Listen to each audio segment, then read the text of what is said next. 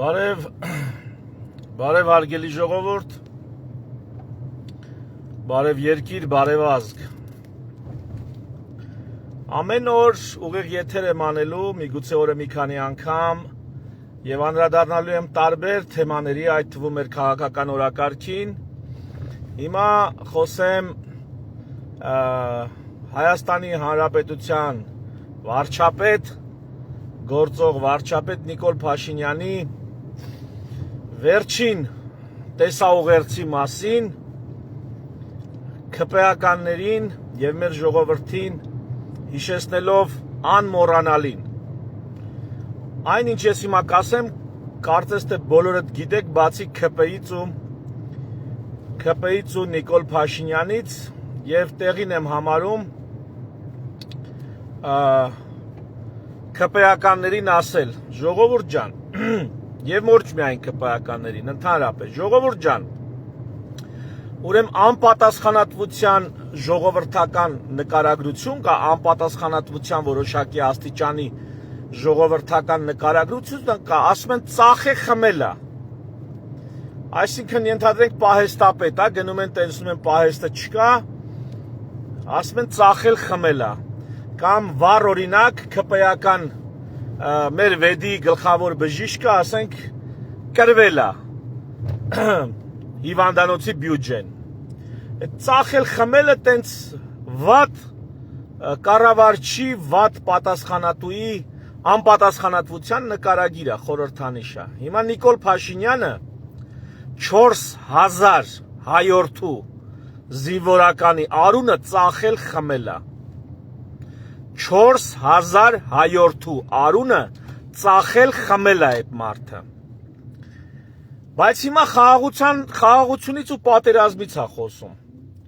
Խաղաղության կուսակցությունից ու պատերազմի կուսակցությունից է խոսում։ Ես ուզում եմ հիշեցնել էլի այդ պերաշկի խեղտողներին։ Նախ արդեն պարզ է դարձել, որ եղել է 2019 թվականի բանակցային փաթեթ, որով պետք էին գրավված կամ ազատագրված շրջանները վերադարձվեին։ Ու պատասխանատվություն պիտի դրա համար կրեր գործող իշխանությունը, կամ հրաժարական տար, կամ պատասխանատվություն պիտի կրեր։ Այո, պիտակելու էին որպես դավաճան։ Այո, դրանից հետո, այսպես ասած, քացով տալու էին քամակին, շպրտեին վարչապետության պաշտոնից։ Բայց միթե մի ամբողջ ազգի ողնաշարը ավելի թանկ չէր։ Միթե մի ամբողջ ժողովրդի ողնաշար կոտրելը ավելի թեթև բան էր, քան ինչպես Նիկոլ Փաշինյանն ասել, դավաճանի պիտակ ստանալը։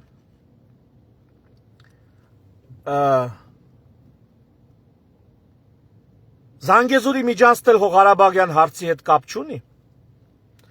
Նիկոլ Փաշինյանն ասում է, մենք չենք շարունակում Արցախյան շարժումը։ Գլխիդ կպնի Արցախյան շարժումը։ Էդ ով է շարունակում, որ դու էլ չես շարունակում։ Բա անխոչնդոտ անցում մեղրիով։ Ով է ստորագրել տվել։ Անաղոհած պերաշկի խեղտող։ Անխոչնդոտ անցումը Ղարաբաղյան շարժման հետ ի՞նչ կապ ունի։ Դու ես չէ տվել։ Դու ես տվել ու հենց հիմա արդեն այսպես ասած հռչակագրի մակարդակում ստորագրած է։ Դա ի՞նչ կապ ունի Արցախյան շարժման հետ։ Դա ի՞նչ կապ ունի պատերազմի եւ խաղաղության հետ։ Պատերազմի եւ խաղաղության մասին Լևոն Տեր-Պետրոսյանն է գրել 97 թվին, եթե չեմ սխալվում։ Ավելին, երբ որ դու եկել ես իշխանության, հարգելի ՔՊ, երբ որ գազելներից, մարշրուտներից հանգարցակի իջաք ու նստեցիք падավատ, այդ ժամանակ Լևոն Տեր-Պետրոսյանը ձեզ դիմել է փաստաթղթային փաթեթով եւ հուշել է, խելք է խրատե, որ նվազագույն կորուստերով այս հարցից դուրս գալու ճանապարհը հետևյալն է։ Անհրաժեշտ են որոշակի զիջումներ։ Դուք ինչ եք արել։ Դուք ընտրել եք պատերազմը։ Ձեզ ասել է Օնիկ Կարապետյանը, այդ թվում թղթավորված, զեկուցել է, որ բանակնի վիճակի չի պատերազմի, դուք ինչ եք արել, գնացել եք պատերազմի։ Օնիկ Կարապետյանը, գլխավոր շտաբի պետ, ձեզ ասել է, որ 4 օրից ավել բանակնի վիճակի չի դիմադրել, դրանից հետո սկսելու է նահանջը։ Բանակը դիմադրել է 7 օր։ Գրեթե կրկնակի ավելին, քան գլխավոր շտաբի պետը ձեզ զեկուցել է։ Դուք ինչ եք արել։ Դուք կանգնեցրել եք պատերազմը։ Դուք համաձայնվել եք այն զիջումներին, որ ձեզանից պահանջում էին պատերազմը կանգնեցնելու համար։ Ոչ, դուք չեք համաձայնվել։ Դուք հրաժարվել եք պատերազմ, այսինքն պատերազմի կուսակցությունը դուք եք։ Ձեզնից լավ պատերազմի կուսակցություն, ձեզնից ապականված պատերազմի կուսակցություն գոյություն չունի։ Օնիկն ասել է 4 օր, ուզում եք անվտանգության խորհրդի նիստից դրվագ պատմեմ։ Պատմեմ այդ դրվագը։ Երազիս եմ տեսել, սա որ վաղը գաք, ԱԱՑ-ով, բանով հարցնեք քեզ այս ինֆորմացիան որտեղից, ասեմ որտեղից, երազից տեսել եմ, պայծառատեսություն եմ ունեցել։ Ղարաբաղյան պատերազմի առաջին օրերն են, անվտանգության խորհրդի նիստա, վեր են ընկած Նիկոլն ու Նիկոլենք։ Պատերազմից ռազմաճակատից լուրեր են գալիս, որ դիմադրում ենք, կարողանում ենք դիմադրել։ Արյան գնով, մեծ արյան գնով, մեծ սխրանքների գնով դիմադրում ենք։ Սրանց Օնիկն ասում է խելքի եկեք, սրանք հրճվում են։ Էս ինչ ուժեղ եք, տես ինչ ենք անում։ Օնիկն ասում է խելքի եկեք։ Էսի թվացյալ հաջողություն է, էսի չի կարա տևական շարունակվի։ Սրանք մի բան էլ ֆռում Օնիկին ասում են, յանի դու քո գործից լավ չես հասկանում։ Դու ասում ես 4 օր էլ չենք դիմանա, այնա։ Չգիտեմ քանի օր անցել է, հələ դիմանում ենք, հələ կռվում ենք։ Հա։ Այս կարգի բան չի եղել, ես երազիս եմ տեսել։ Այս կարգի բան չի եղել։ Օնիկի զեկույցներին չեք քուանշե։ Հիմա էլ պատերազմի խաղաղության կուսակցություն եք խոսում։ Պարոն վարչապետ, երբ որ դուք գոռում եք Արցախը, Հայաստանը եւ վերջ, ես շարքային քաղաքացի լայվով ասել եմ, Արցախը Հայաստան է, բայց ոչ Հայաստանի Հանրապետություն։ Երբ որ դուք անկախության հռչակագիրը երևի չէիք էլ կարդացել, բայց արդեն վարչապետ եք։ Ես ասում եմ, որ անկախության հռչակագիրը ունի մեծ կոնֆլիկտ իր ներսում։ 3 ուժերի միաժամանակ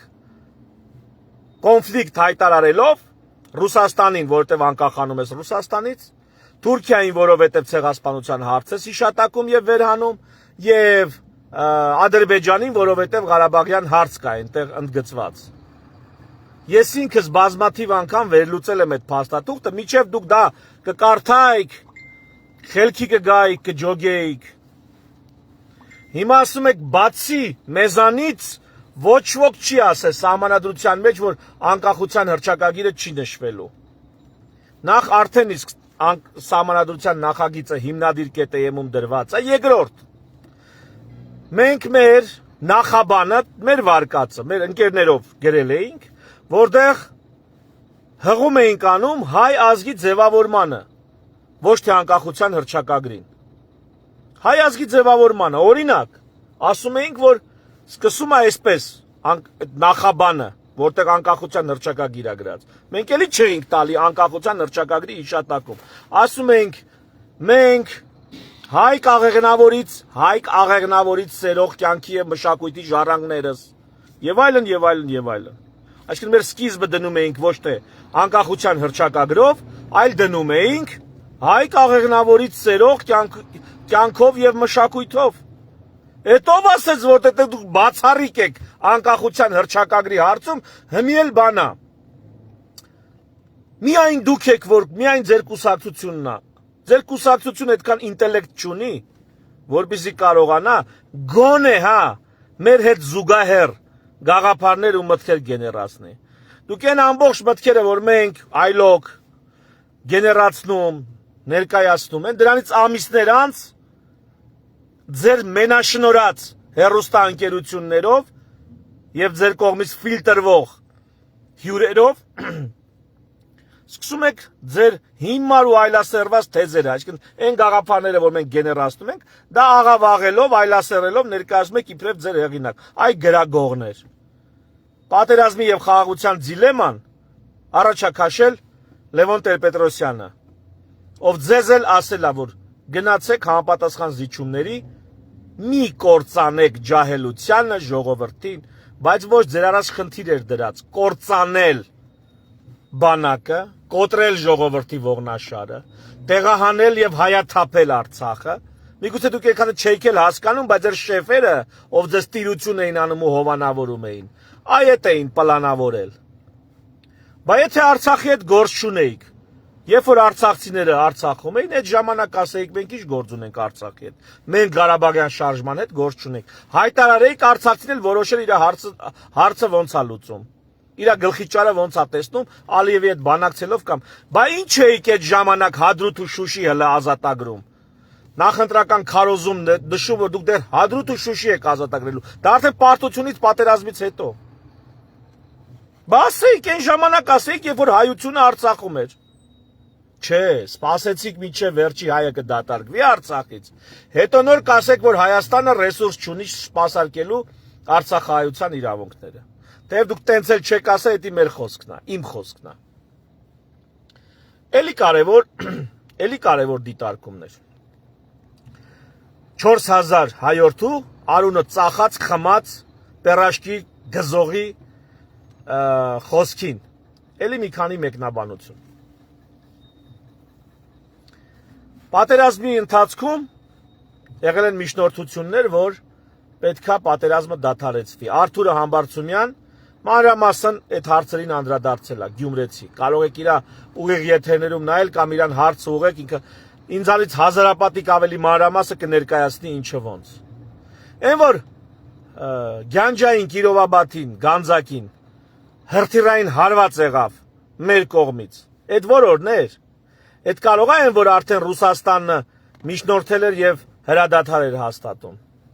Այն որ Շուշիում պետք է վերադառնային ադրբեջանցիներ, բայց Շուշին մնում էր հայկական վերահսկողության տակ ու դուք ոչ ասեցիք։ Այդ որորներ, այ մարդ, դուք տարել երգիրը, պարկացրել եք պատերազմի տակ, կոտորել, ավերել, ողնաշարը ջարդել, հիմա եկել եք խաղաղությունից եք խոսում։ Թե իբր թե կա պատերազմի կուսակցություն, դուք էլ ձեր արևին խաղաղության կուսակցությունից եք։ Հիմա դառնան պատերազմի կուսակցությանը, գամ 21 թվականից։ Քոչարյանի վրա բան չկար, թեմա չկար, ձերբակալելու բան, այդքան տարի իշխանավարել էր, ոչ մի գործ չգտակ, մի հատ անիմաստ գործ գտակ, որով ինքը այսպես անարդարացվեց, որովհետև չէի կարող դու նախագահին, ես հիմա ով չգիտի ասեմ, էլի Հայաստանի սահմանադրությամբ նախագահը իր պաշտոնից բխող գործողությունների համար չի կարա քրեական պատասխանատվության ենթարկվի։ Դա այն ժամանակվա սահմանադրությամբ։ Հետևաբար ոչ ոք չէր կարող Քոչարյանին դատել իր պաշտոնավարման օրոք տված հրամանների համար։ Քոչարյանին կարող էին դատել ընտրակաշառք, ընտրակեղծիք, քվեարկություններում խախտումներ, անձնական շահերի համար, չգիտեմ, կաշ բանը, հովանավորչություն, այս կամ այն բիզնեսների վրա ազդել կամ բիզնեսներ յուրացնել, այս տեսակ հարցերով կարային Քոչարյանին դատեին։ Բայց գնացին ընտրեցին մի հոդված, որով հնարավոր չի, սահմանադրական մակարդակով հնարավոր չի Քոչարյանին դատել։ Այդ ովքեր արեցին Նիկոլի իրավաբանները։ Ինչի համար արեցին տենց, բա իրանց պետք էր Քոչարյանը։ Քոչարյանին ուրիշ մեղադրանք, էական լուրջ մեղադրանք, այդպես է չներկայացրեցին։ Ներկայացնելուց դատերը այնքան են ձգվում, որ գաղաղեղության ժամկետն անցնում է։ Ոստեղ հարց է առաջանում. ով բերեց Քոչարյանին, սարքեց թիվ 1 ընդդիմություն, այ պերաշկի խուզող։ Տատս։ Ով բերեց։ Դուք բերեցիք։ Դուք եք բերել Քոչարյանին կարգե թիվ 1 ընդդիմություն, որ 21 թվականին ընտրվեք ու ընտրվեցիք։ Հիմա էլի հերթական ընտրություններն են մոտենում։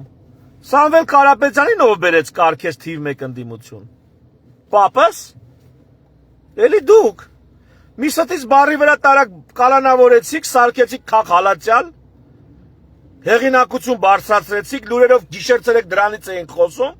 ասենց ամիսներ շարունակ եկավ, հիմա էլ դարել է Սամվել Կարապետյանը թիվ 1 ընդդիմություն։ Պատկերացնում ես, էլ Քոչարյանը չէր աշխատում, փչացել էր, լավ չէր աշխատում, էլ ժողովրդին այդ նույն կուտը տալ չէր լինի, այս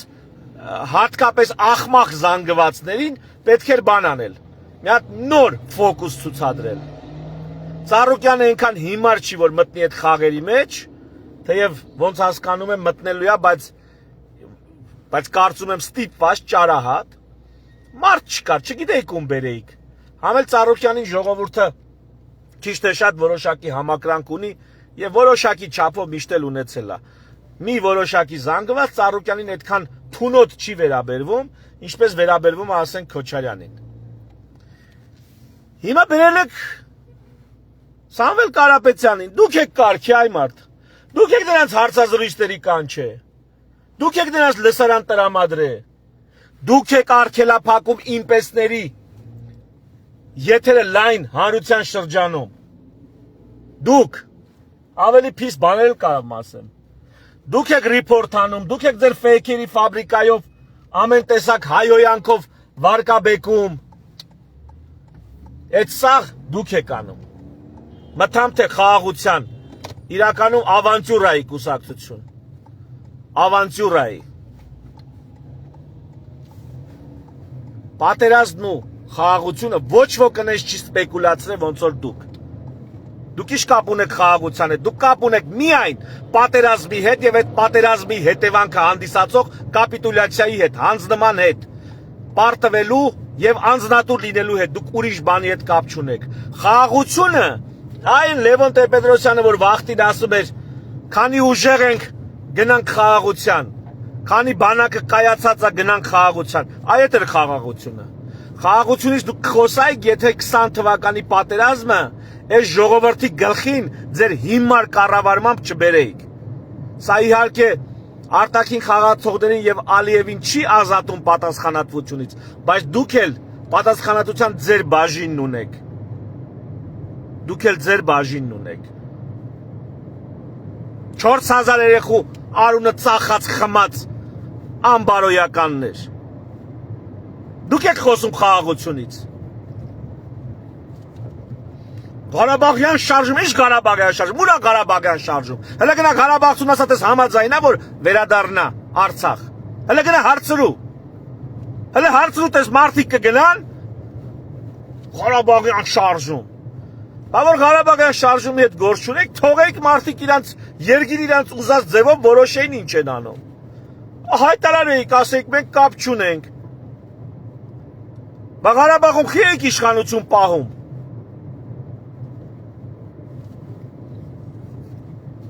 Մի հատ էլ ասում է արցախցիների, եսի շատ կարևոր է, ուշադիր։ Ասում է արցախցիների վերադարձի իրավունքից որ խոսում եք, յանի դա վտանգավոր է։ Ադրբեջանն էլ ընդեղ ասում է ունի փախստականներ։ Ուրեմն ուշադիր։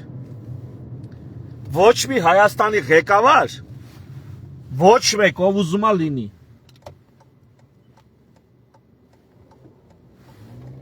Չի կարա որոշի արցախցին վերադառնումա, թե չի կարա արգելի արցախցուն վերադառնալ։ Հայաստանի Հանրապետության իշխանությունները ում շունն են, ովքեր էլ լինեն այդ իշխանություն, ում շունն են, որ արցախցու փոխարեն որոշեն, ինքը ուզում է վերադառնա, թե չի ուզում վերադառնա։ Դուք ով եք տենց հարց որոշեք։ Ինչ եք անելու, գլաչին փագելու եք, ասել եք չենք թողում գնան։ Եթե արցախցին որոշեց վերադառնա, ապա վերադառնալու է։ Անվտանգային երաշխիքները եթե գտավ արցախցին, ուրեմն վերադառնալու է։ Այդ երաշխիքները Հայաստանը չի կարում տա։ Արցախցին ազատա որոշի թե որտեղ կարա գտնի այդ երաշխիքները։ Դուք չեք որոշում արցախցին վերադառնա թե չէ, այդ մենակ արցախցին է որոշում։ Ինչ վերաբերում է Ադրբեջանի փախստականներին, այ քո այս ապաշնոր կառավարման արդյունքում ու քո եվրոպամետ ախմախների ուրեմն քաղաքական պատահասության արդյունքում միգուցե մի օր այդ փախստականները իրոք փաստացի գան ու մնան։ Դա ինչ կապ ունի, ես մի հատ հաղորդում կսարքեմ, որ մեր ժողովուրդն իմանա, որ Եվրամիության կազմում, Եվրամիության կանոններով դու ուղղակի չես կարա չթողես, որ ադրբեջանցիները փախստական կոչվող գան ու հաստատվեն Հայաստանում։ Եվրամիության ներքին կանոններով դու դա չես էլ կարողանես։ Այսօր Եվրամիության երկրները չեն կարող նույնիսկ արգելեն օտար երկրներից փախստականները դեպի Եվրոպա։ Պատկերացնում եք, ըստ Եվրամիության օրենքների, նույնիսկ օտար երկրներից Հնդկաստանից, Պակիստանից, որ եկան Հայաստան 100,000-ով, Հայաստանը չի կարող այդ մարդկանց հենց այնց ասի գնացեք ստեղից։ Այդ Եվրամիության օրենքներն են։ Իսկ եթե այդ մարդիկ եկան ու պարզվեց, որ դրանք ասում են մենք բնիկ այստեղից սովետական տարիների փախստական դարձած ժողովուրդ ենք, այդ դեպքում Հայաստանն ու հայ ժողովուրդը իրեք մատի կոմբինացիա են ստանալու հենց Եվրամիության կողմից։ Ես այդ օրենքները, փաստաթղթերը ձեզ կներկայացնեմ, կարծում եմ ժամանակն է ցույց տալու մեր եվրոպամետների տգիտության, քաղաքական անհեռատեսության աստիճանը։ Այսօր Եվրոդատարանը եթե մի հատ որոշում կայացրեց, դու կարաս անես, կարաս չանես ըստ էության, որովհետև քո երկրում բարձրագույն դատական մարմինն է քո դատարանը,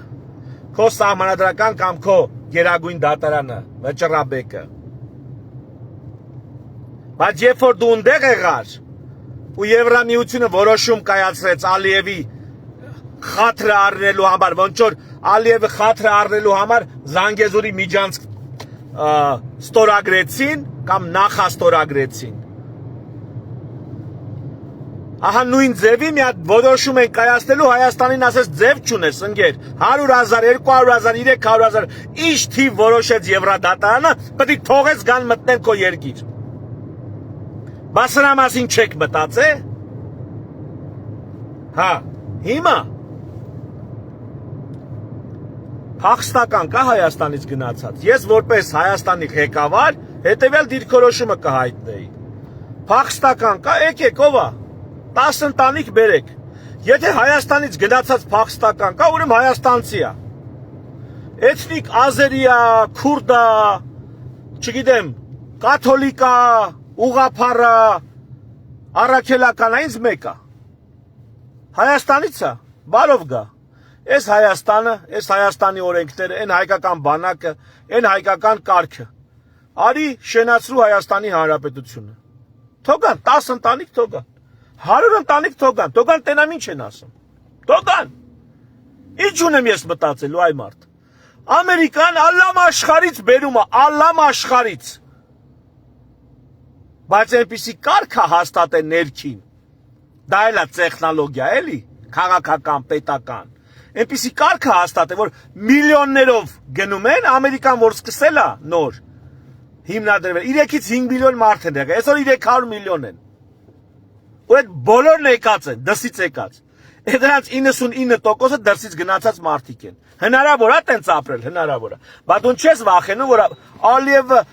Ալիևն ով է փախստականի մասին խոսա, Ալիևը չի կարա խոսա։ Փախստականը դա հայաստանցին է ուրեմն։ Թողա Ալիևը թոմտածի Ադրբեջանից փախած հայերի մասին։ Ալիևը եթե փախստականի հարց է բարձրացնում, ապա դա կարա միայն լինի Բաքվից, Կիրովաբադից, չգիտեմ, այդ թվում փախստական դարձած քաղաքացիների մասին։ Այդ իրանք են Ալիևի քաղաքացիները, այսպես ասած։ Այդ նրանք են Ադրբեջանի քաղաքացիները։ Իսկ եթե Հայաստանից փախած փախստական կա, հələ թողա տենան քանի հոգի են։ Թողա հələ ապացուցի, որ ինքը փախստական է։ Թողա ապացուցի, որ փոխհատուցում չի ստացել։ Ինչ ես տենց վախցնում։ Ավելին ասեմ, եթե Նիկոլը եկավ իշխանություն, Նիկոլը եղավ իշխանություն, այդ փախստականները 100,000-ով գալու են։ Ալիև էլի սպառնալու է պատերազմով, այդ ժամանակ ինչ ես ասելու։ Ասելու ես պետք է փախստականները գան 100, 200, 300,000, որովհետև պատերազմ կլինի, այդ ես ասելու։ Իսկ ինչ եք կարծում։ Թուրքիան եւ Ադրբեջանը երբևէ հրաժարվելու են Սյունիքը իրենցով անելու ծրագրից։ Հա? Երբևէ նրանք հրաժարվելու են, իհարկե չեն հրաժարվելու։ Նրանք օրը չէ մի օր դա ուզում են անեն։ Հետևաբար կամ մենք պատրաստվում ենք դրան վակցինացիայով, կոպիտ ասած ճակերտավոր, կամ մենք, չգիտեմ, առերեսվելու ենք մի օր ու չիմանանք ինչ անենք, ինչպես միշտ անխելքության հերթական դրսևորումն է մեր ելնելու։ Փախստական կա, ես այդ օրենքներին ահագին ուսումնասիրել եմ, ուրեմն սենց է, ուշադրություն, ժողովուրդ ջան։ Երբ որ ասում ենք Ադրբեջանից փախստական կամ Հայաստանից փախստական, սա կոլեկտիվ իրավունք չի։ Սա մի հոգի, մի ընտանիք առանձին մի իրավունք ունի վերադառնա այնտեղ, որտեղից ինքը փախստական է դառել։ Սա անհատական իրավունք է, կոլեկտիվ իրավունք չի։ Բայց Արցախահայության վերադարձի հարցը դա կոլեկտիվ իրավունքի մասին է խոսքը։ Սա փախստականի մասին չի, որ Ադրբեջանի քաղաքացի էր փախել է եկել է։ Ոչ։ Սա կոլեկտիվ իրավունքի մասին է։ Երբ որ մարդիկ իրանց երկիրը չճանաչված հանրապետությունը կորցրել են եւ ուժի սպառնալիքի տակ տեղահան են եղել։ Սրանք լրիվ տարբեր հարթություններում գոյություն ունեցող իրականություններ են, որոնք ձեռ չի տալի, որ Նիկոլը ջոգի, որտեղ որ ջոգեց հասկանալու է, որ ինքը վաղը պետք է հրաժարական տա։ Նիկոլն էլ որպեսի ժողովրդին կարողանա համոզի, Սամվել Կարապետյան ու նման մարդկանց սարքում է իրանց մշակում, էլի հատուկ։ Սարքում է իրան ընդդիմություն, որ ինքը նրանց ֆոնին հանդես գա որպես խաղաղության ներկայացուցիչ։ Քաղաքացիական պայմանագիր, դուք պատմության մեջ մնալու եք որպես պատերազմի, հիմար պատերազմի, հիմարությունից, անխելքությունից, պոպուլիզմից ու ամբարտավանությունից առաջացած պատերազմի կուսակցություն եւ մի կուսակցություն, որ ծախել ու խմել է սեփական ժողովրդի լավագույն զավակների արունը։ Դուք էդ եք։ Եթե ձեր ավելի ցածր աստիճանի ներկայացուցիչները ծախում խմում են, ասենք, հիվանդանոցի բյուջեն կրվում են, կամ չգիտեմ, փողոցներն են ասֆալտապատում, որը 6 ամիս հետո դառնում է փոսերով ու, չգիտեմ, քանդուքարապեղած մի հատ տարածություն, ապա դուք ոչ թե կազինոյում կրվել եք հիվանդանոցի բյուջեն, դուք կազինոյում կրվել եք աշխարհ քաղաքական կազինոյում կրվել եք Ղարաբաղը ու կրվել եք մեղրիով մեր տարածքների անձեռնմխելիությունը։ Դուք էդ եք կրվե, դուք բանակ եք կրվե, դուք մեր ժողովրդի ողնաշարի ամրությունն եք կրվե աշխարհ քաղաքական կազինոյում։ Ու դուք սենց էլ մնալու եք պատմության մեջ մեկ եւ ընդմիշտ։ 8 տարի իշխանավարում եք, ձեզ սերնդափոխով քաղաքական ուժ չձևավորվեց, բացի օլիգարխական եւ նախկիններին ծառայող, բացի պրոռուսական թևերից ի հայտ եկող, 8 տարվա մեջ կարելի է 2 համալսարան ավարտել,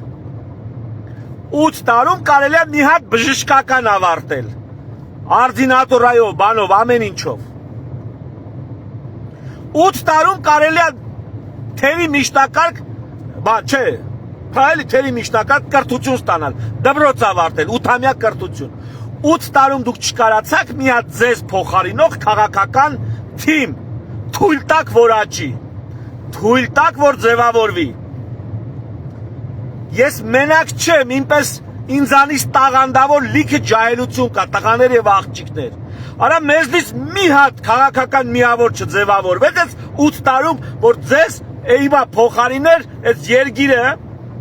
որպես հանրային բարիք, ինչպես հարկն է կառավարել։ Բացի ձեր այդ գումարված բյուջե կրվողներից, ուրիշ բան չձևավորվեց այս երկրում։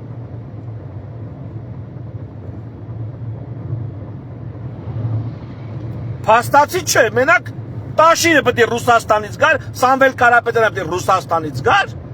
որ դառնար Հայաստանում քաղաքական սերնդափոխության բան, առաջատար։ Այս ձեր սարքած Հայաստանն է։ Իսկ ավելի ճիշտ ձեր քանդած Հայաստանն է։ Էսի ձեր սարքած մուտիտներն են մեր գլխին։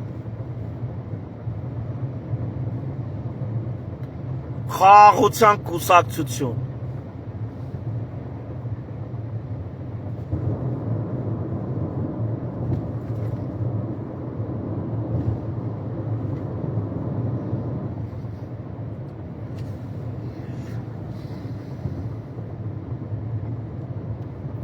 Տերևս այսքանը։ Մեջս բանը ծնվեց, հիշվեց մտքումս, երազիմ երգիր հայրենի, հոգսերդ շատ, հույսդ մեծ, քարքարոտ երգիր։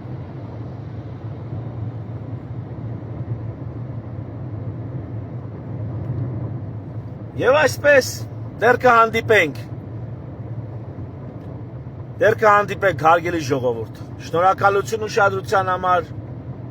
շնորհակալություն ինձ հետևելու համար։